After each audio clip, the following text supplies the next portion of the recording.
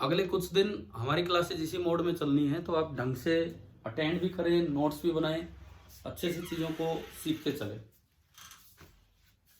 सबसे पहली बात, मैं शुरुआत यहां से करवा रहा हूं जो आपसे कल पूछा गया। Capacitance of to spheres placed at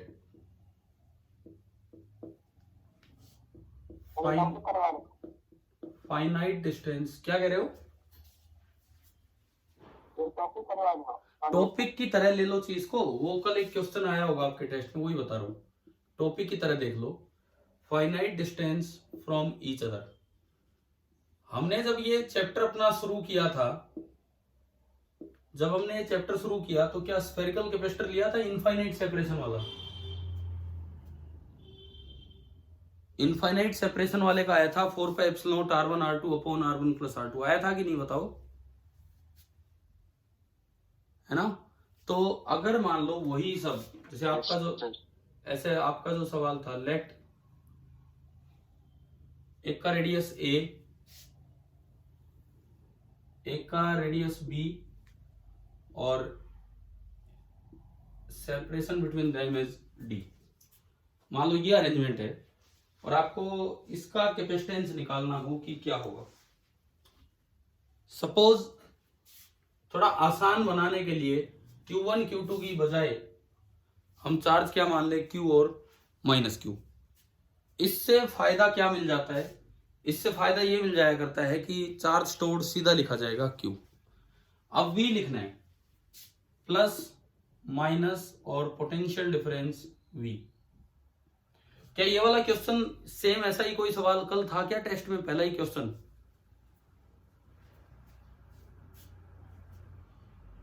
था, है ना? तो हमने ये जो कर रखा है ये इनफाइनाइट सेपरेशन वाला किया था और यहां फाइनाइट का पूछ लिया। तरीका बिल्कुल सेम है। इसका पोटेंशियल V1, इसका पोटेंशियल V2, तो V आपका कहलाएगा V1 माइनस V2। अब जो आप V1 लिखोगे, ये दोनों के कारण लिखा जाएगा due to Q plus due to minus Q। V2 जो आप लिखोगे, ये भी दोनों के कारण लिखा जाएगा due to Q plus due to minus Q। या अगर आप Q1 Q2 अलग अलग लेते तो due to Q1 plus due to Q2, इस तरह से था। अब ड्यू टू Q, इसके कारण सरफेस पे कितना होगा, KQ बाई A, प्लस अब उसके कारण अगर वो इंफिनिटी पे होता था तो हमने अपने क्लास नोट्स में जब पढ़ा तो उसको 0 लिख दिया करते थे। अभी 0 ना लिख के जितनी फाइनाइट दूरी पे है उससे डिवाइड कर दो, K into minus Q by D। Similarly जब इसका लिखोगे ड्यू टू Q, Q बाहर है, तो K into Q by D plus K into minus Q by D। एक बार बताओ कि आपको V1 V2 लिखने आ गए हैं क्या? जब आपने इनफाइनाइट सेपरेशन वाले लिए होंगे तो ये 0 हो गया होगा और यहां ये 0 हो गया होगा। अब ये टर्म्स इसमें आ गई है। हाँ भाई, क्लियर हुआ? अब आप V लिखो, V1 माइनस V2। तो V1 माइनस V2 जब आप लिखेंगे तो देखो इसमें से ये घटाएंगे तो K और Q पूरे में से कॉमन आया, इसके अलावा 1/A, माइनस माइनस प्लस हो जाएगा, प्लस 1/B, और माइनस 1/D और माइनस 1/D, ये बना -2/D। बताओ ये स्टेप क्लियर हो गया?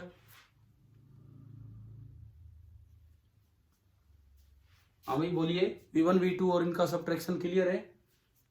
अब अगर आप C लिखते हो, C होता है Q बाई V, तो Q बाई V जब आप करोगे देखो ये जो k है इसको मैं नीचे ले जाऊं और ये बना 4 pi epsilon not. q by v जब ये पूरा रखोगे तो 4 पाई एप्सिलॉन नॉट ऊपर गया, q से q कटेगा और इसके अलावा आएगा 1 by A plus 1 by B और माइनस 2 बाई डी।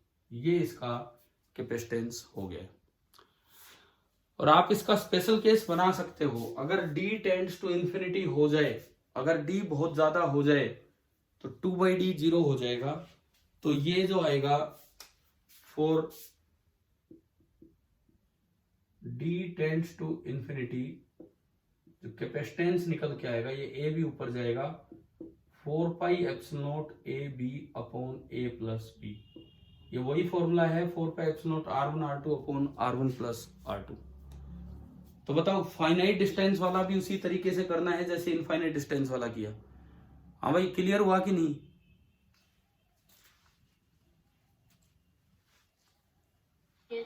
इसको नोट कर लो। और वैसे कौन कौन ये सही करके आया कल? किस किस बच्चे ने ये किया, कर रखा था या यहां कर दिया पेपर में, जो भी है? निखिल 3, चलो ठीक है, कुछ बच्चों ने हाथ ऊपर किया है। और ये बिल्कुल उसी तरीके से मयंक आपने भी कर दिया था, ठीक है। ये नोट कर लो अभी ना, अपने कॉपी में नोट्स में नोट कर लो ये।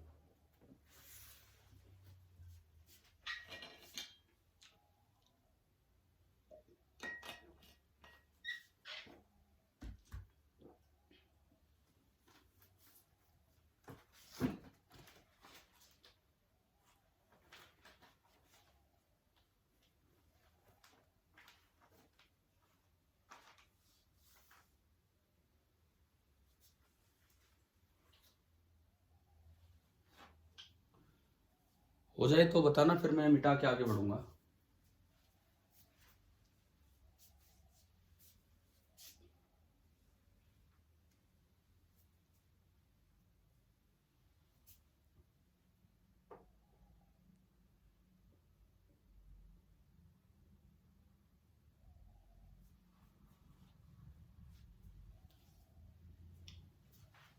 हाँ भाई, हो गया।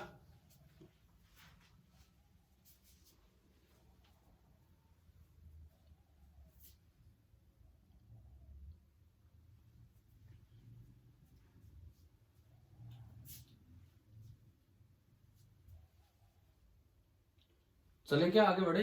हो गया हो तो।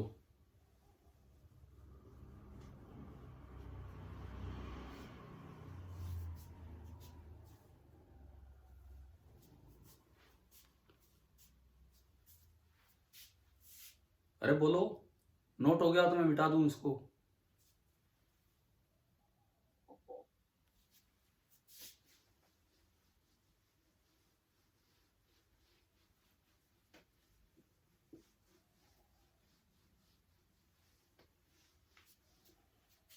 देखो कई बार इस तरह की चीजें आती हैं। आज की क्लास हम कैपेसिटेंस पे ही चला रहे हैं। आप देखिए इधर, potential at a point lying in the region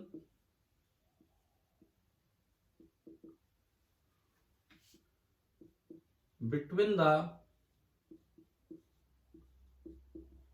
plates of a parallel plate capacitor.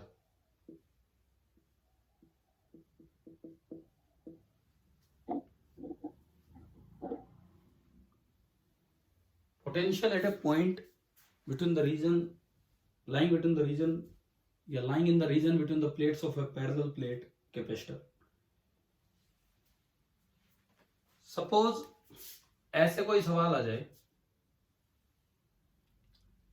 ये एक पैरेलल प्लेट कैपेसिटर है और सपोज यहां वोल्टेज दी है 60 वोल्ट और इस प्लेट की आपने कर दी अर्थिंग।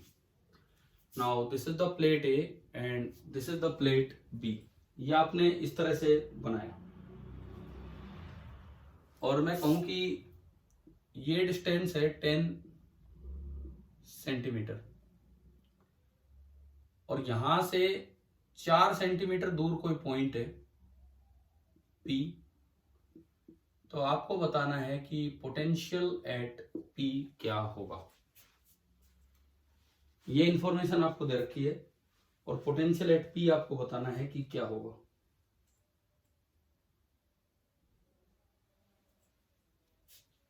देखो कैसे क्या किए जाते हैं वाले सवाल।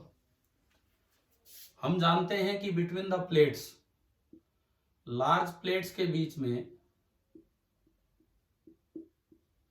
जो E होता है वो यूनिफॉर्म होता है। लार्ज प्लेट्स के बीच में E यूनिफॉर्म होते हैं। अगर E यूनिफॉर्म होगा तो rate of change of V जो है वो भी यूनिफॉर्म हो जाएगा। अगर E यूनिफॉर्म है तो rate of change of V जो है वो यूनिफॉर्म हो जाएगा। अब देखो आप, हमने ग्राफिकली भी ये किए हैं पीछे, आपके टेस्ट में भी कल ऐसे सवाल आए हुए थे, बीच में कोई डाइलेक्ट्रिक स्लैब डाल दी, कोई मेटालिक डाल दी और वो ग्राफ वगैरह मांग रहे हैं। कल थे ना ऐसे क्वेश्चंस कैपेसिटेंस में। तो ये जो हाँ, मैं मान के चलूं कि कैपेसिटेंस वाले क्वेश्चंस तो आपने किए होंगे सही। देखो ये ग्राफ ऐसा बनता है, हमने बनाए भी हैं, ये लीनियरली डिक्रीज करेगा। अर्थिंग के कारण ये 0 वोल्ट पे, और वो यहां से हमने देखा तो ये वाला पॉइंट है 60 वोल्ट पे, ये x बराबर 0 वाला पॉइंट है और ये x बराबर 10 सेंटीमीटर वाला पॉइंट है। और हमसे पूछा है कि 4 सेंटीमीटर वाले पॉइंट पे पोटेंशियल कितना होगा। मान लो ये पोटेंशियल है V नोट, आपको ये बताना है कि 4 सेंटीमीटर वाले पॉइंट पे पोटेंशियल कितना होगा। तो अब तो मुझे लगता है सिमिलर ट्रायंगल आपको दिख रहे होंगे, ये ट्रायंगल और ये छोटी ट्रायंगल सिमिलर हैं, तो साइड्स का ratio 60 minus V naught upon पूरे की 60 बराबर 4 अपॉन पूरे की 10। आप बताओ दो सिमिलर ट्रायंगल से ये रेशियो बनाना आ गया कि नहीं? हाँ भाई, दो सिमिलर ट्रायंगल से आपने रेशियो बना लिया। अब यहां से V नोट कैलकुलेट कीजिए आप कितना आ रहा है।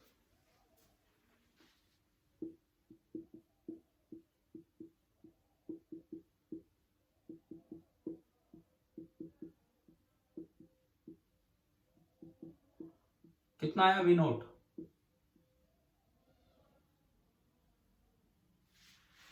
V नोट आ गया 36 वोल्ट।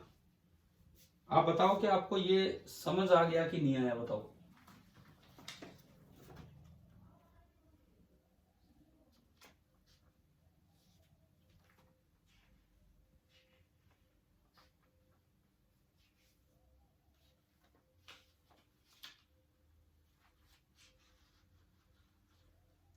अरे भाई क्लियर है कि नहीं, बताओ। Yes sir. ठीक है, तो अगर रीजन बिटवीन द प्लेट्स इस तरह से कुछ आ जाए, कहीं भी कैपेसिटेंस निकालना तो आप इस तरीके से निकाल लिया कीजिए। ठीक है, वो डायगोनल वाला मैंने आपको करवा दिया था उस दिन क्लास में। डायगोनल वाला जो है वो हमने क्लास में कर ही लिया था, किस तरह से किस तरह नहीं। देखो एक इस तरह के सवाल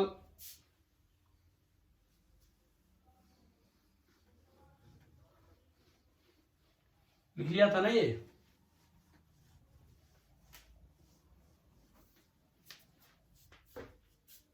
कई बार क्या होता है, जैसे मान लो सिचुएशन 1 आपको ये दी,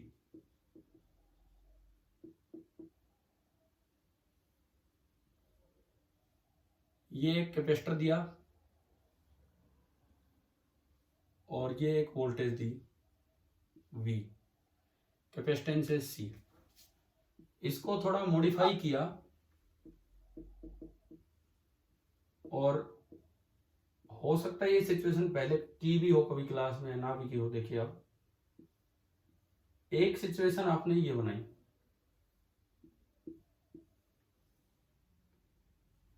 इसको मॉडिफाई करके मैंने बैटरी की पोलैरिटी बस रिवर्स की है और कुछ नहीं। केवल और केवल बैटरी की पोलैरिटी रिवर्स की है। तो आप इसमें ये बता दो, अगर कर भी रखा है तो जल्दी से बता सकते हो। First part, charge phloem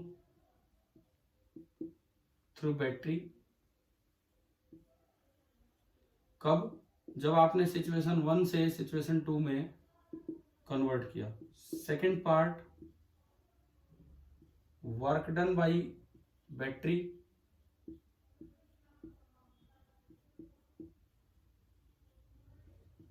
and third part, heat lost in the process. हो सकता है पहले कर भी रखा हो ये सवाल, आप इसका फटाफट से जवाब दीजिए।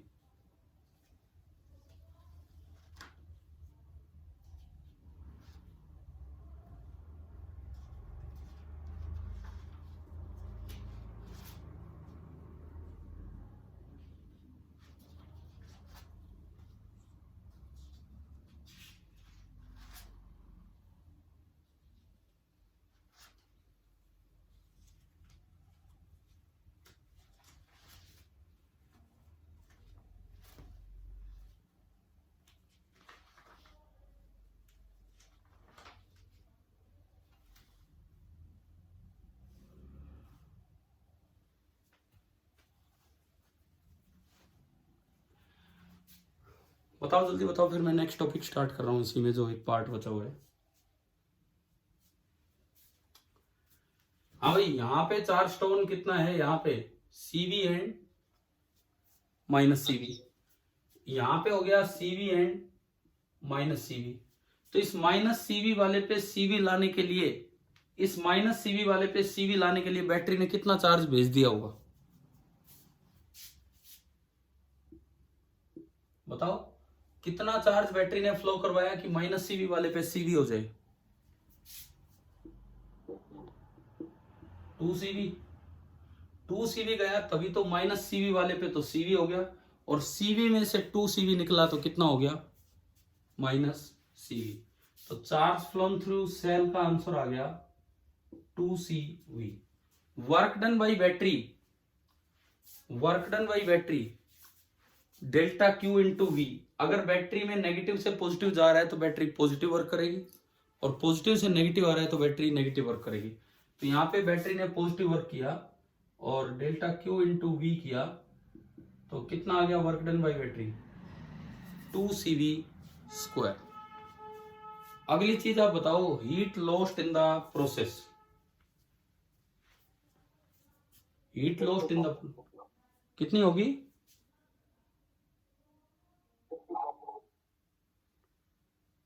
एक मिनट, कुछ जवाब दे रहे हो? देखो, U initial plus work done by battery is U final plus loss, ये हमारी इक्वेशन होती है। U इनिशियल, इस समय जो एनर्जी स्टोर्ड है हाफ CV स्क्वायर, बाद में भी यही वोल्टेज है, तो इस समय जो एनर्जी स्टोर्ड है that is half CV square. तो आपने देखा U इनिशियल से U फाइनल कैंसिल हो गया, दोनों इक्वल है, तो जो लॉस आएगा that is same as the work done by battery. तो लॉस का भी आंसर कितना हो जाना है, 2CV स्क्वायर।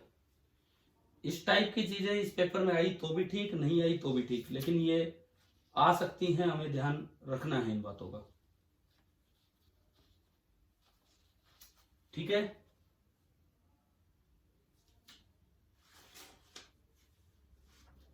चले भी आगे बढ़े।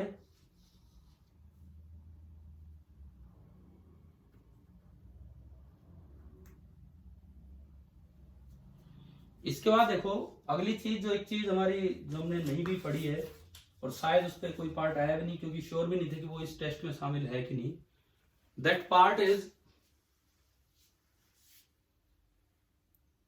Dielectric and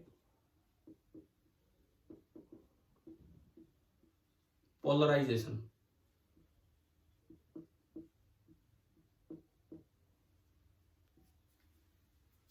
dielectric and polarization, ये आप अगली हेडिंग डाल दीजिए।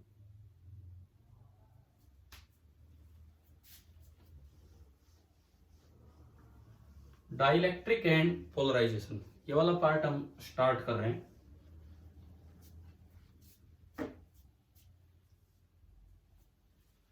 तो डाइलेक्ट्रिक एक सब्सटेंस का नाम है जो कंडक्टिंग नहीं होता है, उसी को हम बोलते हैं डाइलेक्ट्रिक। तो सबसे पहली चीज जहां से हम शुरुआत करेंगे, two types of molecules in dielectric substances, two types of molecules in dielectric substances। सबसे पहले हम यहां से शुरुआत कर रहे हैं। एक को हम बोलेंगे non polar molecule,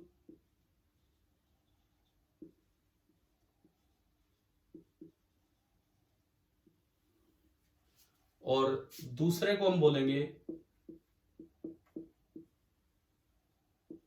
polar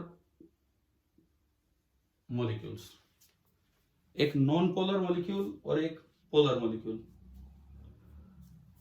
non polar molecule के एग्जांपल O2, H2, CO2, ये आपके हो गए non polar molecule. Polar molecule के एग्जांपल HCl, H2O एटसेट्रा। मतलब नाम से क्या पता लग रहा है, नॉन पोलर मॉलिक्यूल का मतलब है कि इफेक्टिव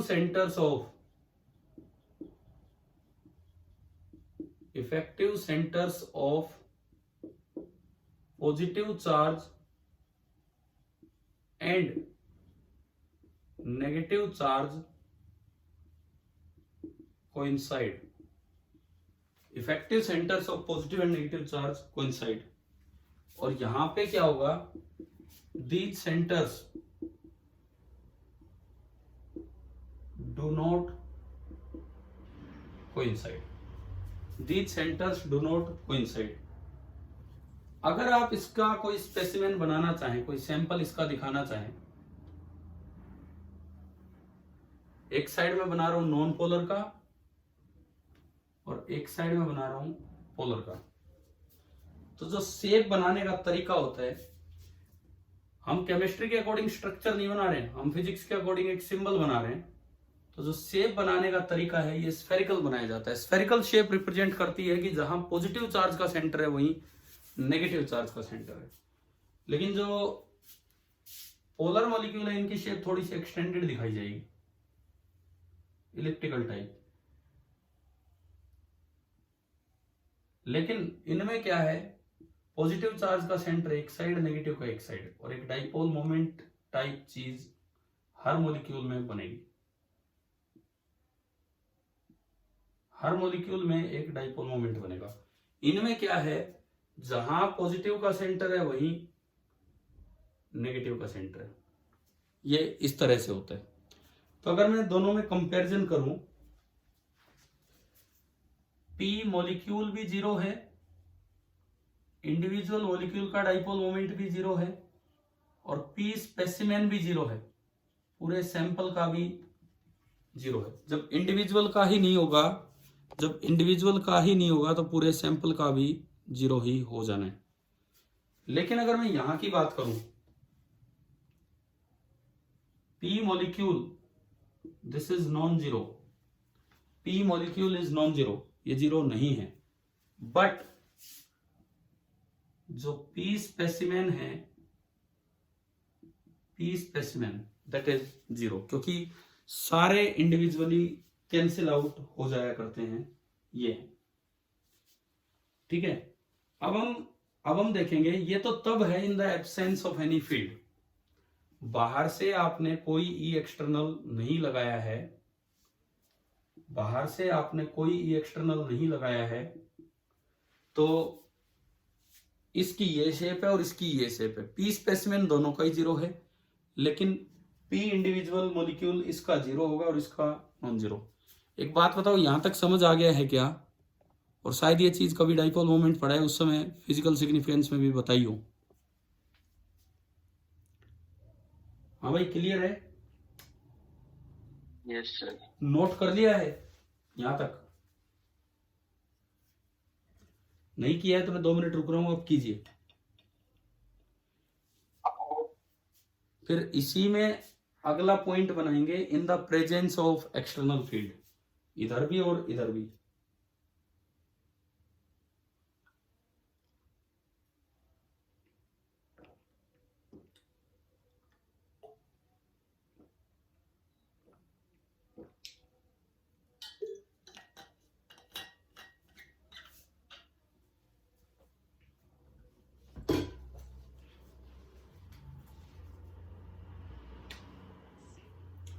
जैसे P molecule is non zero, अगर मैं एक एग्जांपल दूं, ऊपर आपने लिखा है H2O, H2O मॉलिक्यूल का पी होता है 6.1 PH2O molecule, 6.1 into 10⁻⁻30 coulomb metre.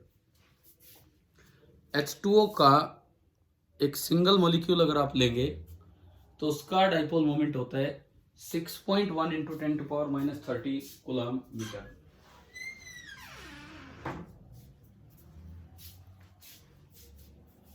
अब इसके बाद अगला पॉइंट, जैसे मैंने स्टार मार्क किया, अगला स्टार या जो भी नंबरिंग आप डाल रहे हो,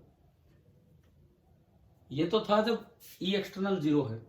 अगला पॉइंट बनेगा in the presence of external field. मैं तो इसी में मिटा के करूंगा।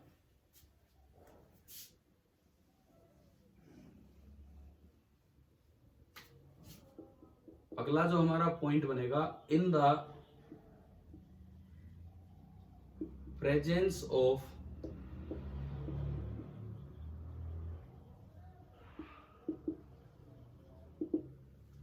External field. और इधर भी हम देख रहे होंगे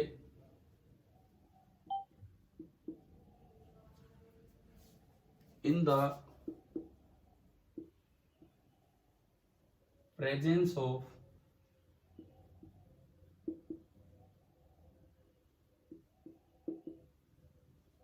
एक्सटर्नल फील्ड। अब ये देखना,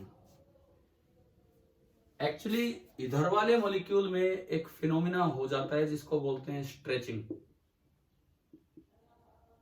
स्ट्रेचिंग ऑफ मॉलिक्यूल अकर्स, बताऊंगा अभी कैसे। और दूसरे वाले में एक फिनोमिना हो जाता है रीओरिएंटिंग। दूसरे वाले में एक फिनोमिना हो जाएगा जिसको हम बोलेंगे रीओरिएंटिंग। रीओरिएंटिंग ऑफ मॉलिक्यूल अकर। देखो क्या होना है, स्ट्रेचिंग क्या है पहले ये समझाता हूं। मान लो आपने इधर की तरफ एक ई एक्सटर्नल लगाया, नॉन पोलर के केस में भी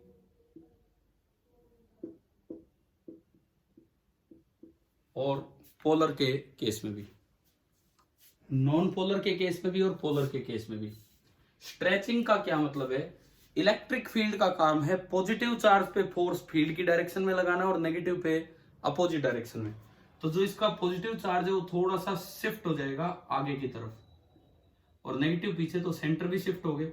और ये सिंबल हम एक डंबल शेप में देते हैं, जो हमारे डंबल होते हैं उस शेप में। और ये मॉलिक्यूल स्ट्रेच होके ना इस तरह का बन जाया करता है। अब अगर मैं इसमें दिखाऊं, ये मॉलिक्यूल भी ऐसे ही स्ट्रेच हो जाएगा, पॉजिटिव चार्ज पे फोर्स लगा आगे और नेगेटिव पे पीछे। अगर हम इसमें दिखाएं, ये भी स्ट्रेच हो गया। एंड अगर हम इसमें दिखाएं फोर्थ वन, तो ये भी स्ट्रेच हो गया। तो मॉलिक्यूल स्ट्रेच होने के कारण अब एक इंडिविजुअल डाइपोल मोमेंट बनने लग गया मॉलिक्यूल में, जो एक दूसरे को सपोर्ट कर रहे हैं। अब पी मॉलिक्यूल भी नॉन जीरो है और पी स्पेसिमेन भी नॉन जीरो है। ये इफेक्ट होता है नॉन पोलर मॉलिक्यूल पे फील्ड अप्लाई करने में। और रीओरिएंटिंग ये हम टॉर्क से समझ सकते हैं। इनके पास पहले से पी है, पहले से पी है, तो पी क्रॉस ई, एक एक्सटर्नल फील्ड का टॉर्क लगेगा पी क्रॉस ई। स्ट्रेचिंग की कोई जरूरत नहीं है, जरा सी स्ट्रेचिंग हो भी जाती है। इस पे टॉर्क लगेगा पी को ई की तरफ करने के लिए, इस पे टॉर्क लगेगा पी को ई की तरफ करने के लिए, इस पे टॉर्क लगेगा और इस पे टॉर्क लगेगा। और ये चारों के चारों घूम के P क्रॉस E वाले टॉर्क के फॉर्मूले से ये घूम कर ये जो चारों हैं ये लगभग स्ट्रेच्ड मॉलिक्यूल तो पहले ही थे और ये लगभग अब भी थोड़ी बहुत रेंडमनेस रहेगी ड्यू टू टेम्परेचर, थोड़ी बहुत रहेगी, बट ये एक दूसरे को सपोर्ट करने लग जाएंगे और पी स्पेसिमेन नॉन जीरो हो जाएगा। तो ये है in the presence of external feed. आप लिख लो इसको, दोनों साइड अलग अलग मैकेनिज्म हैं, लिख लीजिए। और ये मीटिंग थोड़ी देर में शायद ऑफ होने वाली है, मैं एक बार उसी लिंक से दोबारा स्टार्ट करूंगा, आप ज्वाइन कर लेना अगर हो पाए तो।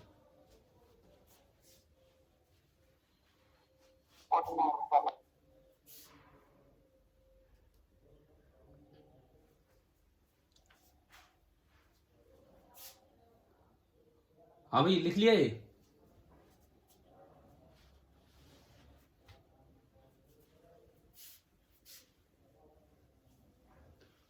और ये जो हमने दो मैकेनिज्म पढ़े हैं, ये दोनों दरअसल एक ही रिजल्ट पेश कर रहे हैं, उस पर मैं चलता हूं। द टू मैकेनिज्म्स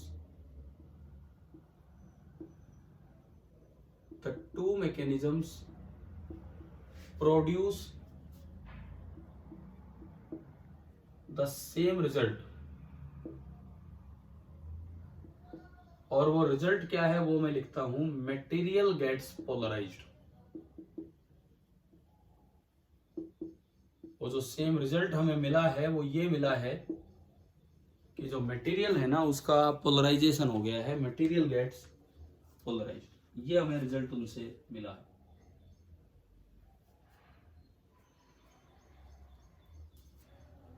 चलो भाई आगे बढ़ाऊं, मिटा दूं इसको, ये हो गया तो।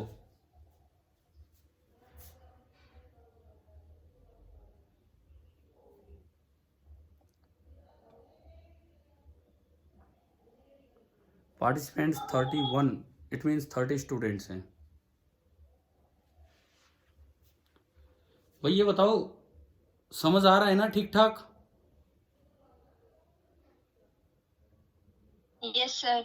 ठीक है। और दूसरी बात लिख लिया है तो बताओ, नोट हो गया हो तो।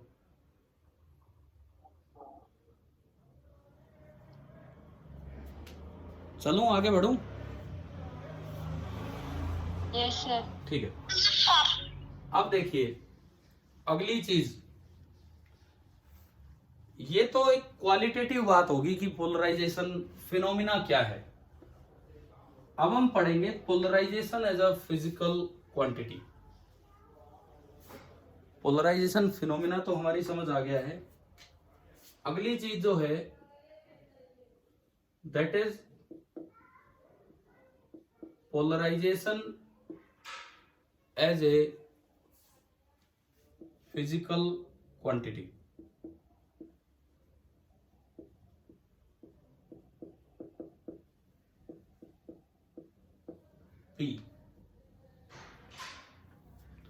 पी वेक्टर कैपिटल पी है, स्मॉल पी से तो हम डाइपोल मोमेंट को लिख दिया करते थे, अब हम लेके चल रहे हैं capital P vector. Polarization as a physical quantity, ये क्या होता है इस पे हम चल रहे होंगे। देखो it is defined as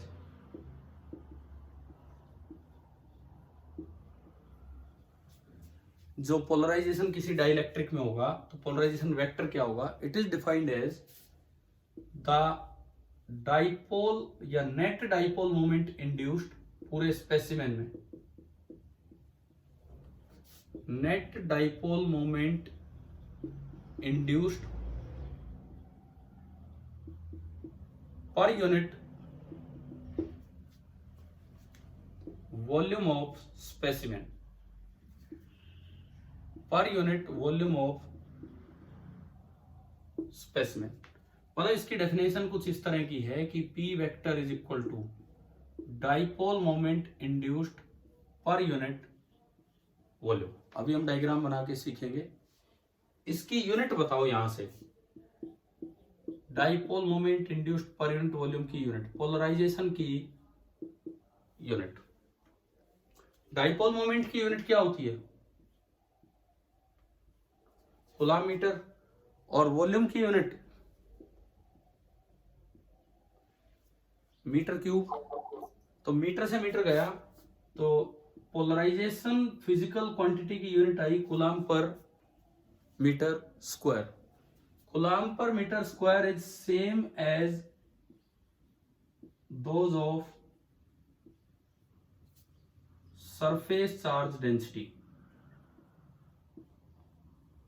surface charge density की भी यही यूनिट हुआ करती थी, कूलम पर मीटर स्क्वायर। यानी कि जो पोलराइजेशन फिनोमेना है उससे जो एक टर्म हमने डिफाइन की पोलराइजेशन वेक्टर, उसकी डाइपोल मोमेंट पर यूनिट वॉल्यूम की यूनिट वही निकल के आती है जो एक सरफेस चार्ज डेंसिटी की आती है। इसका मतलब कहीं ना कहीं वो सरफेस चार्ज डेंसिटी के बराबर भी होगा। अब वो देखते हैं कि कैसे ऐसा होने वाला है। करें एक डायग्राम बना के। एक बार मैं दोबारा इस मीटिंग को स्टार्ट करने की कोशिश करता हूं, ये हो जाए तो।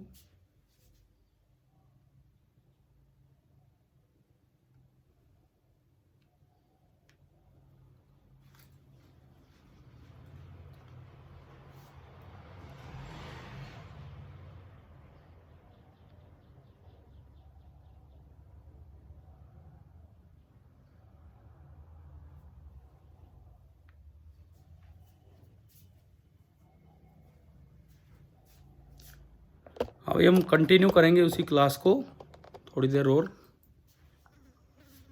10 बजे तक।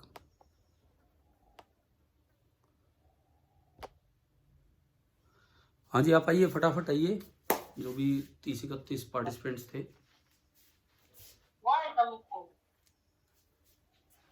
देखो, ये म्यूट कर लिया कीजिए बीच में अगर आपकी तरफ से आवाज आती है तो।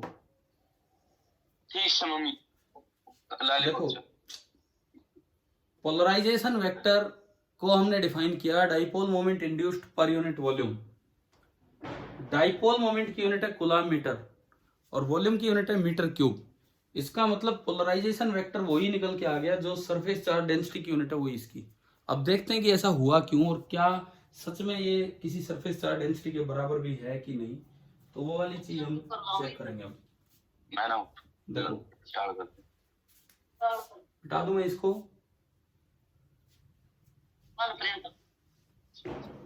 भैया एक बच्चा अपने आपको म्यूट कर ले, या तो उनके घर से जो भी आवाज आ रही है। देखो, अब हम समझते हैं इस चीज को कैसे। सपोज आपने 2 प्लेट्स ली, 2 मेटालिक प्लेट्स आपने ली।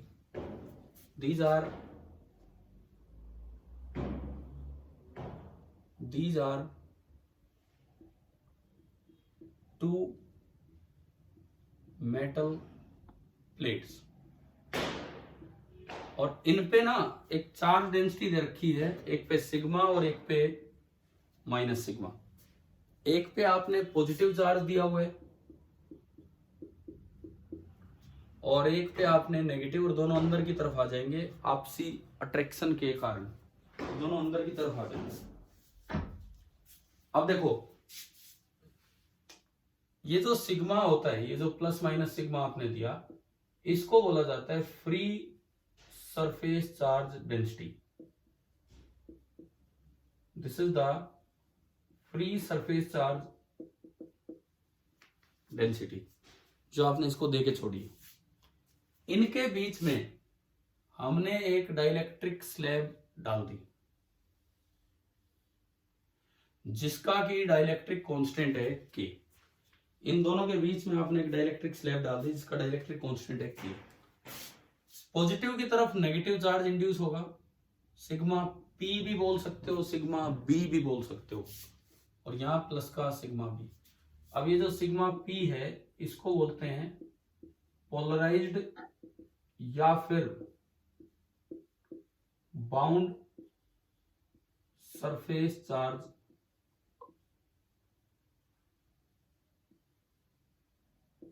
डेंसिटी। ये जो डाइलेक्ट्रिक पे सिग्मा पी आया है ये यही वाला है, और ये सेम फॉर्मूला वैलिड है जो फेराडेज फॉर्मूला चार्ज में था, वही चार्ज डेंसिटी में है।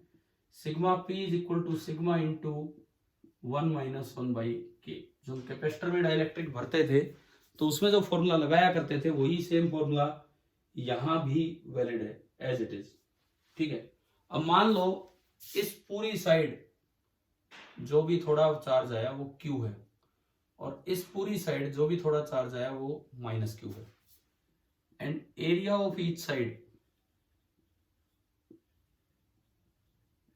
Area of each side, plate की बात करो चाहे डाइलेक्ट्रिक स्लैब की बात करो, एक साइड का एरिया हमने बोल दिया A है। तो मैं पोलराइजेशन पे आता हूं अभी। सबसे पहली बात, जो अंदर फील्ड होगा इन प्लस और माइनस के कारण तो इधर होगा, लेट इट बी E0, और इन प्लस और माइनस के कारण इधर होगा, लेट इट बी EP। बाहर केवल E0 होगा, यहां भी केवल E0 होगा, और अंदर जो नेट E बनेगा, E नेट, वो वेक्टर सम होगा, दोनों की डायरेक्शन अपोजिट है, E0 माइनस EP होगा। और हमने कैपेसिटर वाले चैप्टर में पढ़ा हुआ है कि वो हो जाता है E0/K। हमने पढ़ा था कि अगर बाहर चार्ज Q है तो Q/A/ε0 होता है, मतलब ये आपका होता है σ/ε0, ये भी आपका होता है σ/ε0।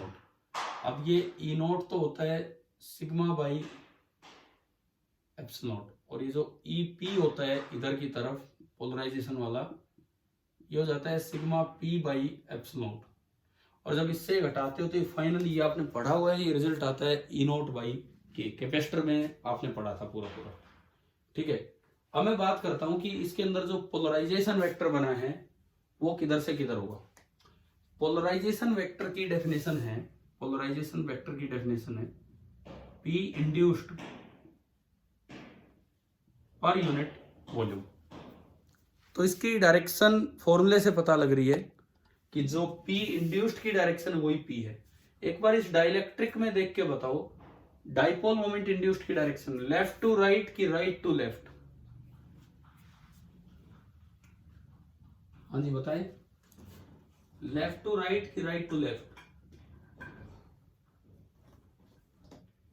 बताओ, डाइपोल मोमेंट इंड्यूस्ड इस स्लैब में माइनस से प्लस, लेफ्ट टू राइट, तो भाई ये P इंड्यूस्ड की डायरेक्शन है, ये P इंड्यूस्ड की डायरेक्शन है लेफ्ट टू राइट। तो P जो पोलराइजेशन होगा वो भी इसी डायरेक्शन में होगा, यानी कि स्लैब में जो पोलराइजेशन हुआ है वो इधर हुआ है। दो कारण से हुआ होगा, या तो स्ट्रेचिंग ज्यादा हुई होगी या रीओरिएंटिंग ज्यादा हुई होगी, डिपेंड करता है कि ये नॉन पोलर है या पोलर। जो भी कारण हो सेम रिजल्ट आता है कि मटेरियल गेट्स पोलराइज्ड। चलो डायरेक्शन आ गई, अब मैं मैग्नीट्यूड निकालता हूं, पोलराइजेशन वेक्टर का magnitude. Dipole moment induced, this will be equal to Q into let this length be L, या थिकनेस ऑफ द स्लैब आप T बोला करते थे तो मैं T ही बोल देता हूं। तो dipole moment induced Q into 2a is T, तो dipole moment induced will be equal to Q into T। समझ आ रहा होगा? डिवाइड बाई वॉल्यूम बताओ, इस सैंपल का, स्पेसिमेन का वॉल्यूम कितना है? ये जो बीच में एक रेक्टेंगुलर सी स्लैब रखी, इसका वॉल्यूम, अरे इसका एक साइड का एरिया A है और ये गैप T है, तो इसका वॉल्यूम क्या होगा बताएं?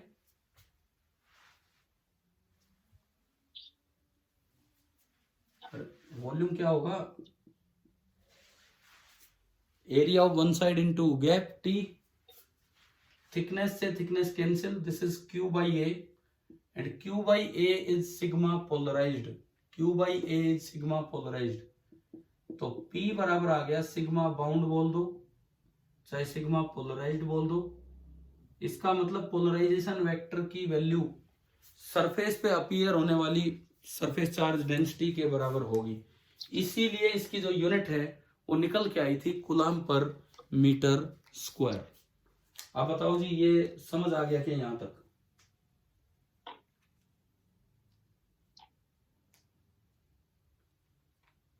हाँ भाई, क्लियर है? बोलो एक सेकंड, ये क्लियर है कि नहीं, ये वाला पार्ट? आप लिख लो, मैं वेट करता हूं, आप लिख लीजिए, थोड़ा बचा है तो लिख लो, फिर आगे बढ़ेंगे।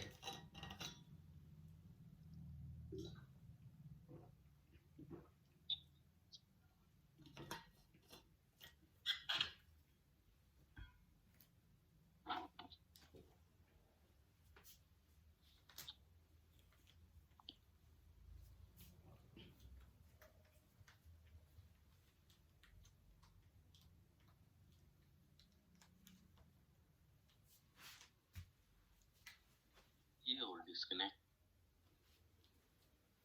हाँ भाई, हो गया नोट?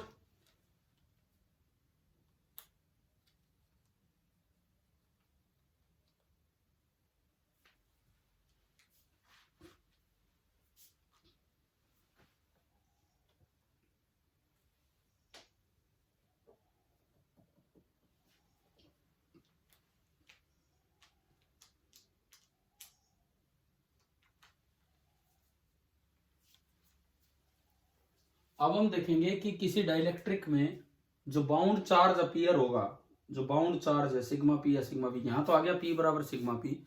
इन जनरल किसी डाइलेक्ट्रिक में बाउंड चार्ज और पोलराइजेशन में क्या रिलेशन होगा? हाँ भाई, मिटा दूं मैं इसको, नोट हो चुका है तो।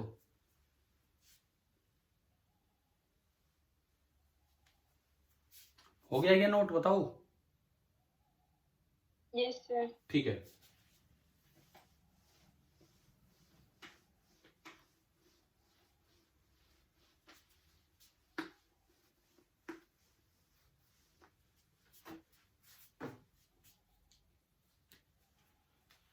तो अगला जो हमारा टॉपिक बनेगा, relation between bound charge and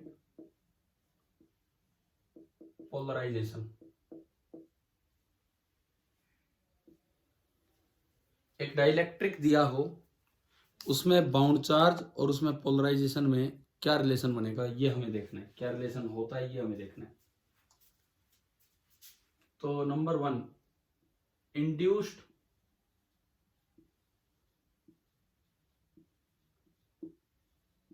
surface charge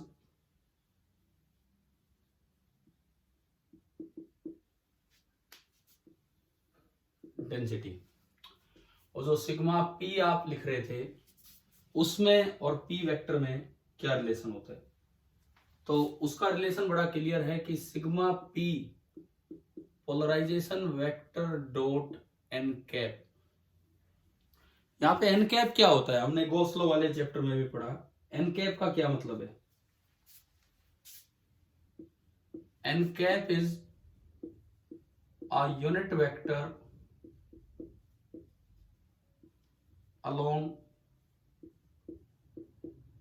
outward normal. n cap is a unit vector along outward normal. देखते हैं, देखो सपोज ये एक डाइलेक्ट्रिक है। Now this is a dielectric slab. ये कोई भी एक डाइलेक्ट्रिक है। आपने लार्ज प्लेट्स लगा के एक फील्ड क्रिएट किया इस डायरेक्शन में, ई नोट।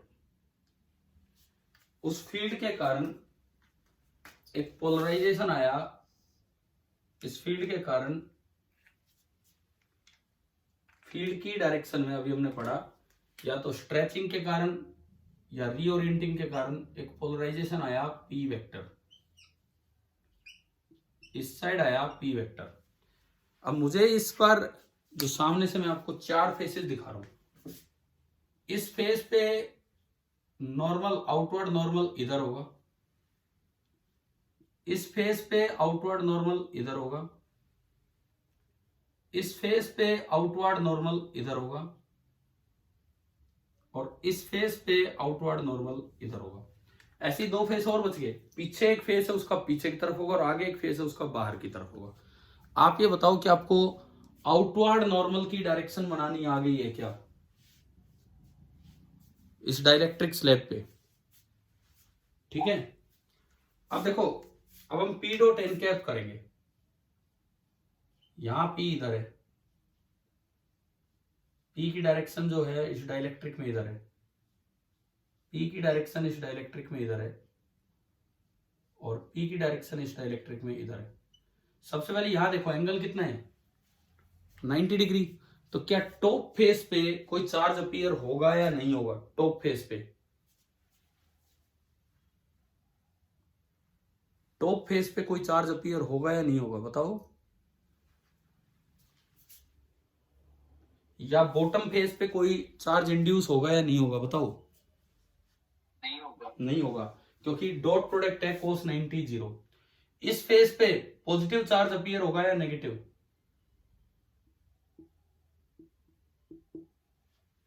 पी और एन के बीच का जो एंगल है वो 0 डिग्री है, तो सिग्मा पी कैसा बनेगा? पॉजिटिव। इस फेस पे बताओ सिग्मा पी कैसा बनेगा? कैसा बनेगा भाई? पी आगे है, एन इधर है, एंगल 180 डिग्री, तो डॉट प्रोडक्ट नेगेटिव और पॉजिटिव। तो पी डॉट एन कैप जब आप करोगे, पी का मैग्नीट्यूड यूनिट वेक्टर का मैग्नीट्यूड 1 इंटू कोस 0, यानी कि इस वाले फेस पे जो चार्ज डेंसिटी अपीयर होगी वो पी होगी, और इस वाले फेस पे जो चार्ज डेंसिटी अपीयर होगी इस वाले पे वो माइनस पी होगी। इस वाले फेस पे चार्ज डेंसिटी 0 होगी, और इस वाले फेस पे भी चार्ज डेंसिटी 0 होगी। आप एक बार मुझे बताओ कि आपको इंड्यूस्ड सरफेस चार्ज डेंसिटी निकालनी आ गई है किसी पोलराइजेशन की वजह से?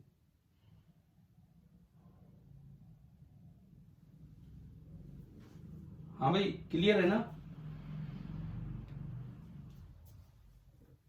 ठीक है, नोट कर लो, फिर मैं मिटा के आगे बढ़ूंगा। नोट कर लीजिए आप।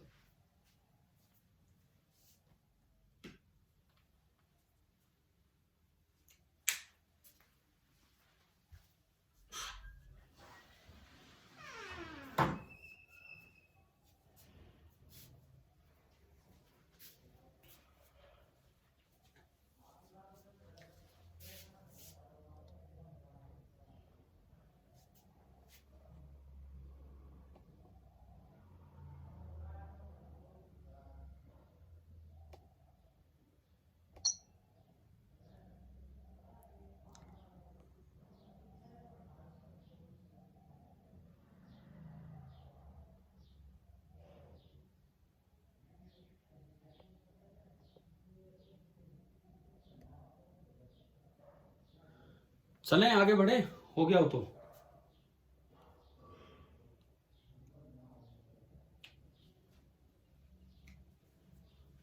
बताओ भाई, नोट हो गया है क्या?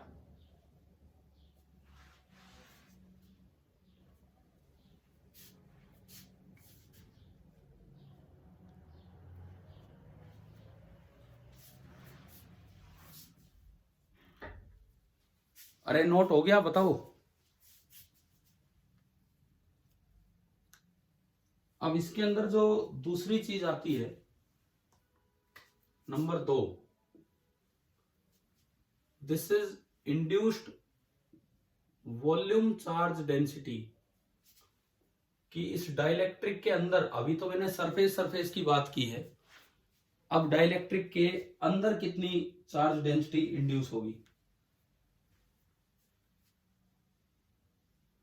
तो इसका एक्सप्रेशन होता है रो बाउंड या rho polarise minus del dot P और minus divergence of P vector. क्या हमने अपनी क्लासेज में कभी डाइवर्जेंस कैलकुलेट किया है?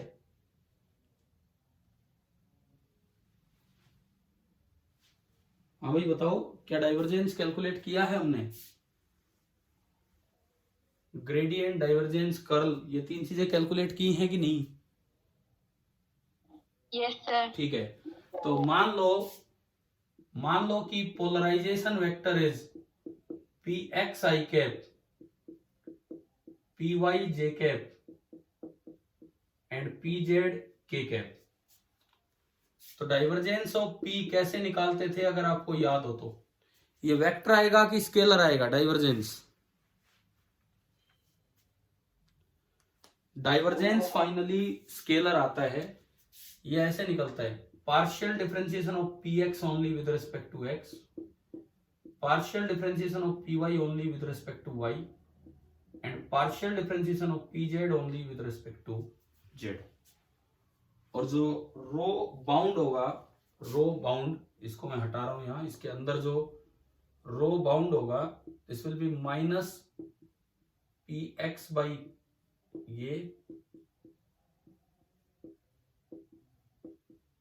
किसी भी जगह रो बाउंड निकालना हो अंदर तो एक्स वाई जेड की वैल्यू पुट करो ये निकालने के बाद, और इस तरीके से आपका रो बाउंड अंदर निकल के आएगा। इट में बी नेगेटिव, इट में बी पॉजिटिव, कुछ भी आ सकता है। फॉर एग्जाम्पल आपको यूं दिया जाए कि पी वेक्टर है -4x i cap plus 2x y j cap minus Z K cap, suppose ये है,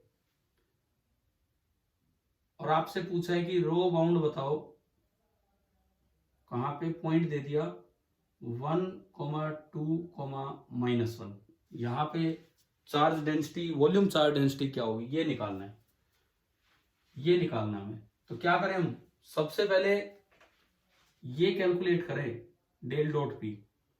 तो del dot P X component का एक्स के रिस्पेक्ट में डिफरेंशिएशन कितना आएगा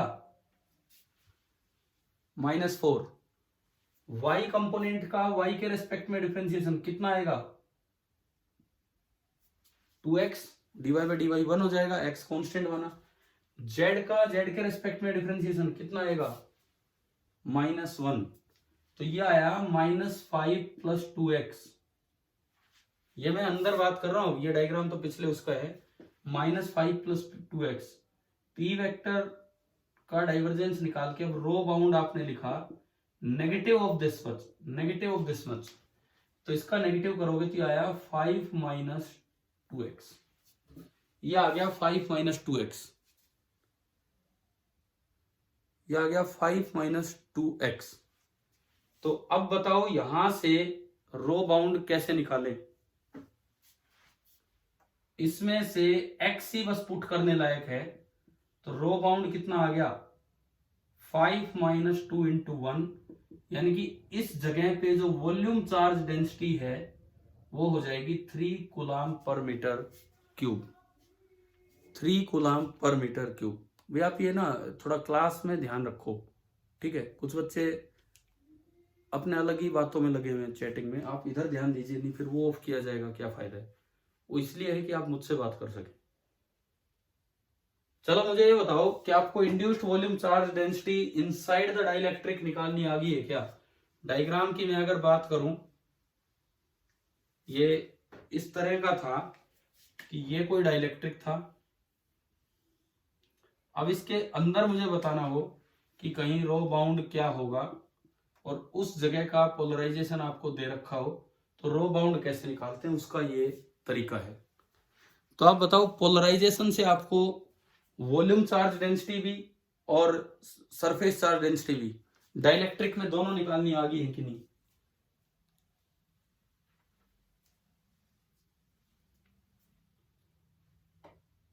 हाँ जी बोलिए, क्लियर है कि नहीं?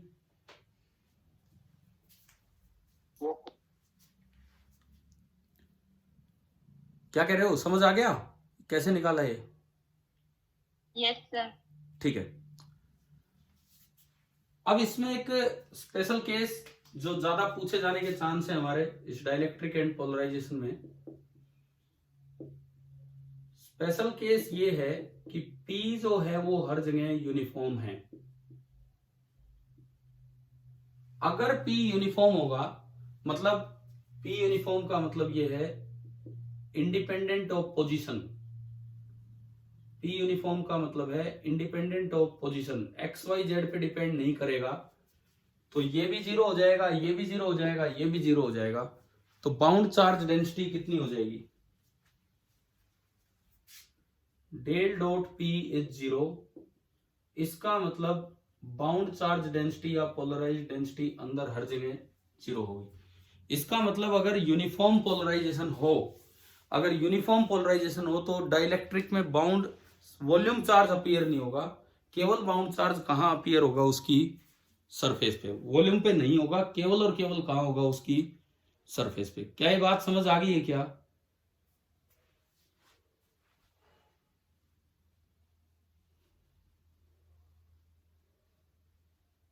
ठीक है। अब मैं एक बार ना जो हमारे जो लार्ज प्लेट वाले कैपेसिटर होते हैं उसमें एक ऐसे डाइलेक्ट्रिक को रख के दिखा रहा हूं कि उसमें कहाँ चार्ज अपीयर होगा, किस तरह से होगा। आज की इस क्लास का आखिरी डायग्राम हम बना रहे हैं। ये मुझे बताओ, क्या ये पूरा बोर्ड का नोट हो गया है क्या आप लोगों का? No sir. तो लिख लो एक बार ना 2-3 मिनट में, फिर उसके बाद हम एक आखिरी काम कर रहे हैं।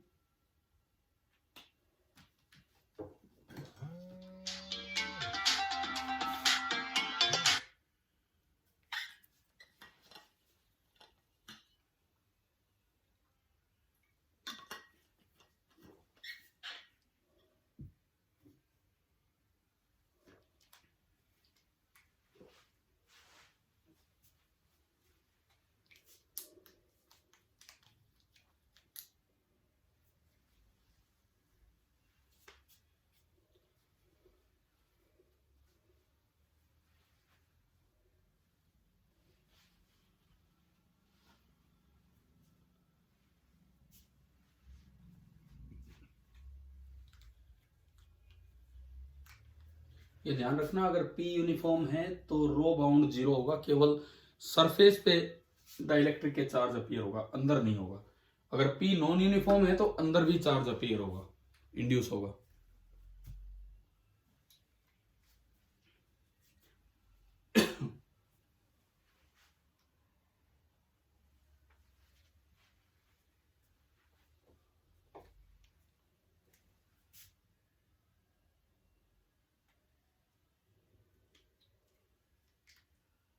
हाँ भाई, हो गया।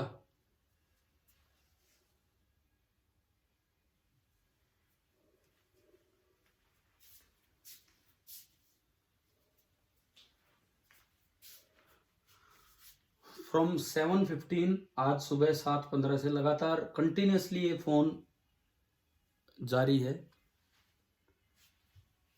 अब इस बेचारे फोन को आराम मिलेगा, नहीं तो ये डिस्चार्ज ना हो जाए, बस यही है। चलो एक आखिरी चीज करते हैं, बना लिया कि नहीं बताओ डायग्राम? एक आखिरी चीज कर रहे हैं हम कि अगर लार्ज प्लेट कैपेसिटर है उसके बीच में डाइलेक्ट्रिक रखा जाए तो उसमें किस तरह का इंडक्शन डायग्राम बनेगा, कैसी वॉल्यूम चार्ज या सरफेस चार्ज डेंसिटी आएगी, वो देखना है। हाँ भाई, बिठा दूं?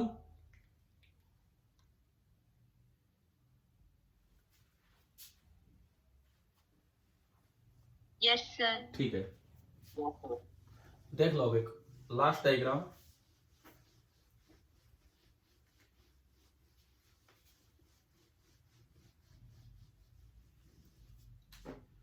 देखो ये एक,